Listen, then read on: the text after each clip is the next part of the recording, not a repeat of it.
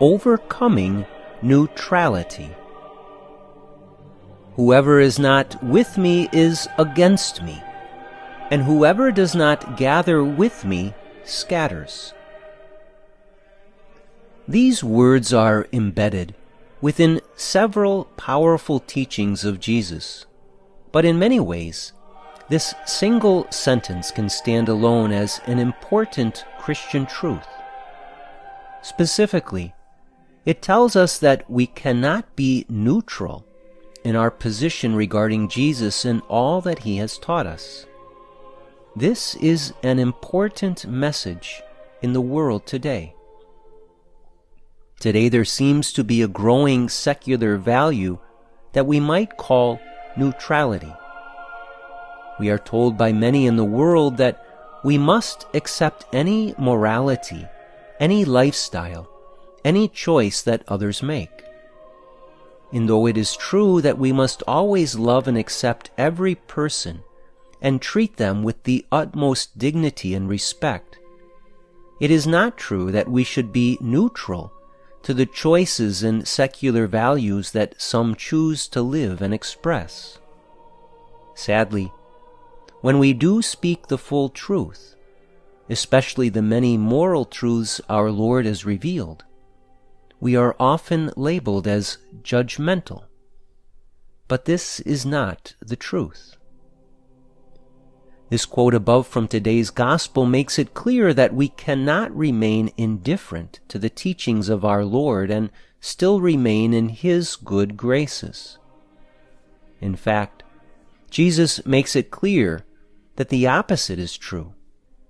He says that if we are not with him, meaning if we do not accept all that he has revealed, then we are in fact against him. Being neutral on matters of faith and morality is not actually being neutral at all. It's a choice that some make that has the clear effect of separating them from Jesus.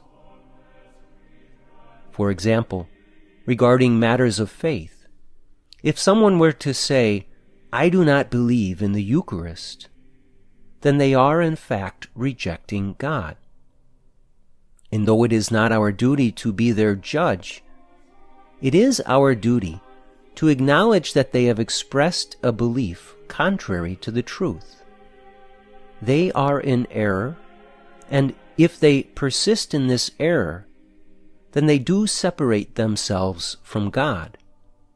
That's what Jesus is saying. The same is true regarding morality. There are many examples in the moral life that are becoming more and more blatant in their opposition to our Lord's teaching. Thus, we must remind ourselves that when we reject a moral teaching given to us by our Lord, we reject Jesus himself.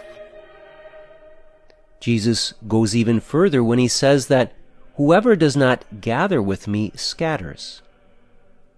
In other words, it's not enough to simply personally believe all that Jesus taught. We must also teach it to others. If we do not, and if we instead offer a false form of acceptance of another's error, then we are actually working against Jesus. We all have a moral duty to actively promote the truths of the gospel given to us by our Lord. Today's reflection is entitled Humility, Purity, and the Love of God.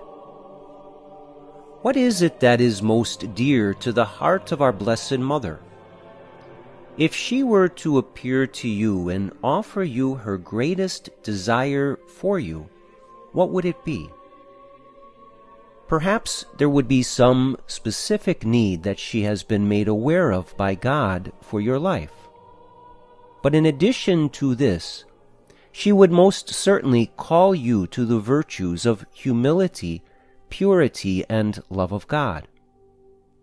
We especially see these holy virtues alive in her life. Our Blessed Mother was humble in many ways. She was the Immaculate Conception, freed from all sin, and the most glorious creation of God.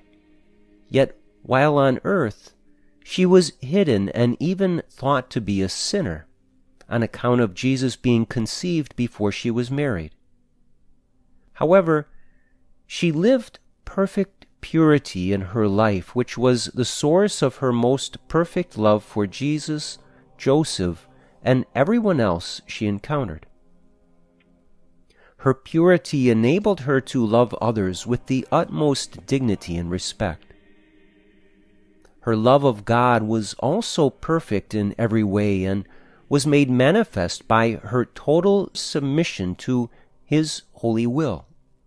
She said, "Let it be done to me according to your will."